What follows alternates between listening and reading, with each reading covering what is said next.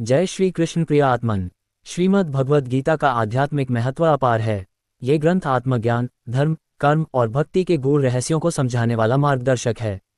गीता जीवन के प्रति सही दृष्टिकोण प्रदान करती है, जिसमें आत्मा की अमरता, कर्मयोग और निष्काम कर्म की महत्ता का वर्णन है। भगवान श्री कृष्ण द्वारा अर्जुन को दिया गया उपदेश हर व्यक्ति के लिए जीवन के संघर्षों में मार्गदर्शक है। गीता हमें अपने कर्तव्यों का निर्वहन बिना फल की इच्छा के करने की शिक्षा देती है और आत्मा के वास्तविक स्वरूप को पहचानने की प्रेरणा देती है। तो आज हम लोग श्री गीता के 11वें अध्याय के श्लोकों के गूढ़ रहस्यों को समझेंगे। भगवद गीता के अध्याय 11 को विश्वरूप दर्शन योग कहा जाता है। भगवान श्री कृष्ण अर्जुन को अपने विराट रूप को दिखाते हैं, जिसमें संपूर्ण सृष्टि समाहित है। यह अध्याय ईश्वर की असीम शक्ति, अनंतता और सर्वव्यापकता का प्रतीक है। इस अध्याय में अर्जुन के साथ हम लोगों को भी यह समझ आती है कि भगवान ही सृष्टि के रचयिता, पालनकर्ता और संहारकर्ता हैं। यह अध्याय भक्तों को समर्पण, श्रद्धा और ईश्वर की असीम शक्ति में विश्वास रखने की प्रेरणा देता है। यह अध्याय आत्मज्ञान और परमात्मा के स्वरूप को जानने के लिए विशेष रूप से महत्वपूर्ण है। तो आइए आज श्री गीता के अध्याय 11 के श्लोकों के गूढ़ भावार्थों को समझते हैं। प्रिय आत्मन, अब तक हम लोग श्री गीता के 11वें अध्याय के श्लोक 31 तक के भावार्थ को समझे थे। अब श्लोक 32 में भगवान क्या कहते हैं ये समझेंगे। कालोस्मि लोकक्षयकृत प्रवृद्धो लोकान् समाहर्तुमेह प्रवृत्तः ऋतेपीत्वान भविष्यन्ति सवे येव स्थिताः प्रत्यनीकेषु योधाः। कहते हैं, मैं लोकों का नाश करने वाला बढ़ा हुआ महाकाल हूँ। इस समय इन लोकों को नष्ट करने के लिए प्रवृत्त हुआ हूँ। इसलिए जो प्रतिपक्षियों की सेना में स्थित योद्धा लोग हैं, वे सब तेरे बिना भी नहीं रहेंगे, अर्थात तेरे युद्ध न करने पर भी इन सब का नाश हो जाएगा। इस श्लोक में भगवान श्री कृष्ण ये स्पष्ट कर रहे हैं कि वे ही इस सृष्टि के पालक, रक्षक और संहारक हैं। भगवान ये भी समझा रहे हैं कि ये युद्ध या कार्य पहले से ही नियति के अनुसार तय हो चुका है, उसे कोई टाल नहीं सकता। यहाँ भगवान अर्जुन को अपने कर्तव्य और धर्म का पालन करने के लिए कह रहे हैं। अगर तुम इसे नहीं करोगे तो भी यह होगा ही, लेकिन अगर तुम माध्यम बनोगे तो तुम्हारी कीर्ति युगों तक होगी। ये श्लोक कर्म, भाग्य और सृष्टि के स्वाभाविक चक्र की महत्ता को भी उजागर करता है। फिर 33वें श्लोक में कहते हैं कि तस्मात्त्वमुत्तिष्ठ यशो लभस्व जित्वा शत्रून्भुङ्क्ष्व राज्यं समृद्धम् मयैवेति निहताः पूर्वमेव निमित्तमात्रं भव सव्यसाचिन्। कहते हैं, इसलिए तू उठ, यश प्राप्त कर और शत्रुओं को जीतकर धन धान्य से संपन्न राज्य को भोग। ये सब शूरवीर पहले ही से मेरे ही द्वारा मारे हुए हैं। हे सव्यसाचिन, तू तो केवल निमित्त मात्र बन जा। यहाँ भगवान ने अर्जुन के एक नाम सव्यसाचिन से संबोधित किया। अर्जुन का ये नाम उनके बाएं हाथ से भी धनुष चलाने के कारण मिला। फिर 34वें श्लोक में कहते हैं कि द्रोण च भीष्म च जयद्रथ च कर्ण तथान्यान्पि योधवीरान् मया हतांस्त्वं जहिमा व्यतिष्ठा युध्यस्व जेतासि रणे सपत्नान्। द्रोणाचार्य और भीष्म पितामह तथा जयद्रथ और कर्ण तथा और भी बहुत से मेरे द्वारा मारे हुए शूरवीर योद्धाओं को तू मार। भय मत कर, निस्संदेह तू युद्ध में वैरियों को जीतेगा, इसलिए तू युद्ध कर। फिर 35वें श्लोक में संजय धृतराष्ट्र को कहते हैं कि एतच्छ्रुत्वा वचन केशवस्य कृतांजलिर्वैपमानः किरीटी नमस्कृत्वा भूय एवाह कृष्णन् से गदगदं भीतः प्रणम्य। संजय बोले, केशव भगवान के इस वचन को सुनकर मुकुटधारी अर्जुन हाथ जोड़कर कांपते हुए नमस्कार करके फिर भी अत्यंत भयभीत होकर प्रणाम करके भगवान श्री कृष्ण के प्रति गदगद वाणी से बोले। फिर 36वें श्लोक से 46वें श्लोक तक अर्जुन भगवान श्री कृष्ण से प्रार्थना करते हैं कि स्थाने ऋषिकेश तव प्रकीर्त्या जगत प्रहृष्यत्यनुरज्यते च रक्षांसि भीतानि दिशो द्रवन्ति सवे नमस्यन्ति च सिद्धस्ंघा कस्माच ते न नमेरन् महात्मन् गरीयसे ब्रह्मणोऽप्यादिकर्त्रे अनंत देवेश जगन्निवास त्वमक्षर सत्सत्तत्पर्यत् त्वमादिदेवः पुरुषः पुराणस्तवमस्य विश्वस्य परनिधानम् वेतासि वेद्यं च पर च धाम त्वया ततं विश्वमनन्तरूप वायुर्यमोऽग्निर्वरुणः शशाङ्क प्रजापतिस्त्वं प्रपितामहश्च नमो नमस्तेस्तु सहस्रकृत्वः पुनश्च भूयोऽपि नमो नमस्ते नमः पुरस्तादत्पृष्ठतस्ते नमोऽस्तु ते सर्वतैव सर्व अनन्तवीर्यमित्विक्रमस्त्वं सर्वं समाप्नोषि ततोऽसि सर्वः सखेति मत्वा प्रसभ्य दुक्तम। हे कृष्ण, हे यादव, हे सखेति अजानता महिमान तवेदमया प्रमादात् प्रणयेन वापि यच्चावहसार्थं सत्कृतोऽसि विहारश्रेयासन् भोजनेषु एकोत्वाप्यच्युत तत्स्मक्षं तत्क्षाम्ये त्वामहं प्रमेयम् पितासि लोकस्य चराचरस्य त्वामस्य पूज्यश्च गुरुर्गरीयान् न त्वत्समोऽस्त्यभ्यधिकः कुतोऽन्यो लोकत्रयस्य प्रतिं प्रभाव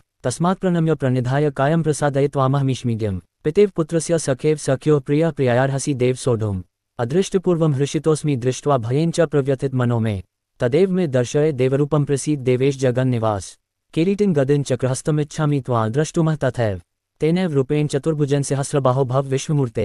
अर्जुन भगवान का प्रार्थना करते हुए कहने लगे, हे अंतर्यामिन, ये योग्य ही है कि आपके नाम, गुण और प्रभाव के कीर्तन से जगत अति हर्षित हो रहा है और अनुराग को भी प्राप्त हो रहा है। तथा भयभीत राक्षस लोग दिशाओं में भाग रहे हैं और सब सिद्धगणों के समुदाय नमस्कार कर रहे हैं। हे महात्मन, ब्रह्मा के भी आदिकर्ता और सबसे बड़े आपके लिए वे कैसे नमस्कार न करें, क्योंकि हे अनंत, हे देवेश, हे जगन निवास, जो सत असत और उनसे भी परे अक्षर अर्थात सच्चिदानंद घन ब्रह्म है, वह आप ही हैं। आप आदिदेव और सनातन पुरुष हैं। आप इन जगत के परम आश्रय और जानने वाले तथा जानने योग्य और परम धाम हैं। हे अनंत रूप, आपसे ये सब जगत व्याप्त अर्थात परिपूर्ण हैं। आप ही वायु, यमराज, अग्नि, वरुण, चंद्रमा, प्रजा के स्वामी ब्रह्मा और ब्रह्मा के भी पिता हैं। आपके लिए हजारों बार नमस्कार, नमस्कार हो। आपके लिए फिर भी बार बार नमस्कार, नमस्कार। हे अनंत सामर्थ्य वाले, आपके लिए आगे से और पीछे से भी नमस्कार। हे सर्वात्मन, आपके लिए सब ओर से ही नमस्कार हो, क्योंकि अनंत पराक्रमशाली आप समस्त संसार को व्याप्त किए हुए हैं, इससे आप ही सर्वरूप हैं। आपके इस प्रभाव को न जानते हुए आप मेरे सखा हैं ऐसा मानकर प्रेम से अथवा प्रमाद से भी मैंने हे कृष्ण, हे यादव, हे स्खें, इस प्रकार जो कुछ बिना सोचे समझे हठात कहा है। और हे अच्युत, आप जो मेरे द्वारा विनोद के लिए विहार, शय्या, आसन और भोजनादि में अकेले अथवा उन सखाओं के सामने भी अपमानित किए गए हैं, वह सब अपराध प्रमेय स्वरूप अर्थात अचिंत्य प्रभाव वाले आपसे मैं क्षमा करवाता हूँ। आप इस चराचर जगत के पिता और सबसे बड़े गुरु एवं अति पूजनीय हैं। हे अनुपम प्रभाव वाले, तीनों लोकों में आपके समान भी दूसरा कोई नहीं है, फिर अधिक तो कैसे हो सकता है। अतएव हे प्रभो, मैं शरीर को भलीभांति चरणों में निवेदित कर प्रणाम करके स्तुति करने योग्य आप ईश्वर को प्रसन्न होने के लिए प्रार्थना करता हूँ। हे देव, पिता जैसे पुत्र के, सखा जैसे सखा के और पति जैसे प्रियतमा पत्नी के अपराध सहन करते हैं, वैसे ही आप भी मेरे अपराध को सहन करने योग्य हैं।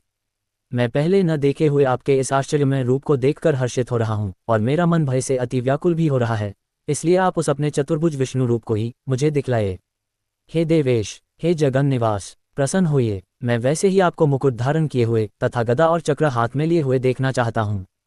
इसलिए हे विश्वस्वरूप, हे सहस्रबाहो, आप उसी चतुर्भुज रूप से प्रकट होइए। फिर 47वें, 48वें और 49वें श्लोकों में भगवान कहते हैं कि मया प्रसन्नेन तवार्जुनेदन रूप पर दर्शित महात्मा योगात तेजोमयम विश्वमनंतमाद्यन्यन में त्वदन्येन न दृष्टिपूर्वम न वेदयज्ञाध्ययनेन दानेन च क्रियाभिर्न तपोभिरुग्रह एवं रूपः शक्य अहम विलोके द्रष्टुम त्वदन्येन कुरु प्रवीर माते व्यथा मा च विमुभावो दृष्ट्वा रूपघोरमिदीदममिदं व्यतेभ्यः प्रीतमनाः पुनस्त्वं तदेव में रूपमिदं प्रपश्य। कहते हैं, हे अर्जुन, अनुग्रहपूर्वक मैंने अपनी योग शक्ति के प्रभाव से यह मेरे परम तेजो में सबका आदि और सीमारहित विराट रूप तुझको दिखाया है, जिसे तेरे अतिरिक्त दूसरे किसी ने पहले नहीं देखा था। हे अर्जुन, मनुष्य लोक में इस प्रकार विश्व रूप वाला मैं न वेद और यज्ञों के अध्ययन से, न दान से, न क्रियाओं से और न उग्र तपों से ही तेरे अतिरिक्त दूसरे द्वारा देखा जा सकता हूँ। मतलब दान, यज्ञ, तप आदि से भगवान उतना प्रसन्न नहीं होते जितने शुद्ध अंतःकरण वालों से प्रसन्न होते हैं। मेरे इस प्रकार के इस विकराल रूप को देखकर तुझको व्याकुलता नहीं होनी चाहिए और मूढ़ भाव भी नहीं होना चाहिए। तू भयरहित और प्रीतियुक्त मनवाला होकर उसी मेरे इस शंख चक्र गदा पद्मयुक्त चतुर्भुज रूप को फिर से देख।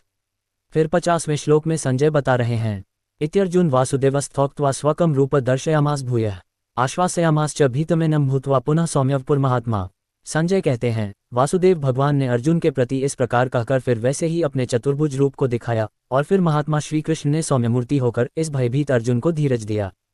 फिर 51वें श्लोक में अर्जुन कहते हैं कि दृष्ट्वेदं मानुष रूप तव सौम्यम जनार्दन इदानीमस्मि संवृतः सचेता प्रकृतिगतः। अर्जुन कहते हैं कि हे जनार्दन, आपके इस अतिशांत मनुष्य रूप को देखकर अब मैं स्थिरचित हो गया हूँ और अपनी स्वाभाविक स्थिति को प्राप्त हो गया हूँ। फिर 52वें श्लोक में भगवान कहते हैं कि सुदुर्दर्शमिदं रूप दृष्ट्वानसि यन्मम देवा अप्यस्य रूपस्य नित्यम दर्शनकांक्षिणः। श्री भगवान बोले, मेरा जो चतुर्भुज रूप तुमने देखा है वह सुदुर्दर्श है, अर्थात इसके दर्शन बड़े ही दुर्लभ हैं। देवता भी सदा इस रूप के दर्शन की आकांक्षा करते रहते हैं। फिर 53वें श्लोक में कहते हैं कि नाहम वेदेन तपसा न दानेन न च जया शक्य एवं विधो द्रष्टुम दृष्ट्वानसि मा यथा। जिस प्रकार तुमने मुझको देखा है इस प्रकार चतुर्भुज रूप वाला मैं न वेदों से, न तप से, न दान से और न यज्ञ से ही देखा जा सकता हूँ। फिर 54वें श्लोक में कहते हैं कि भक्त्या त्वनन्यया शक्य अहमेव विदोर्जुन ज्ञातुं द्रष्टुम च तत्वेन प्रवेष्टुम च परंतप।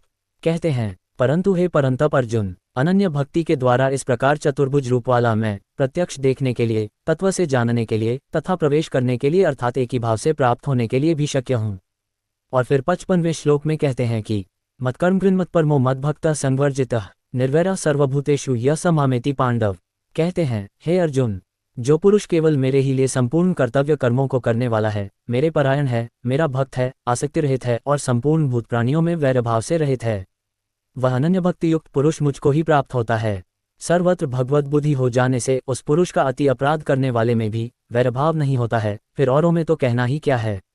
और इसी के साथ श्रीमद् भगवद गीता के 11वें अध्याय की समाप्ति होती है। प्रिय आत्मन, आज के वीडियो में इतना ही। अगली वीडियो में हम लोग श्रीमद् भगवद गीता के 12वें अध्याय के श्लोकों में भगवान क्या कहते हैं यह समझेंगे।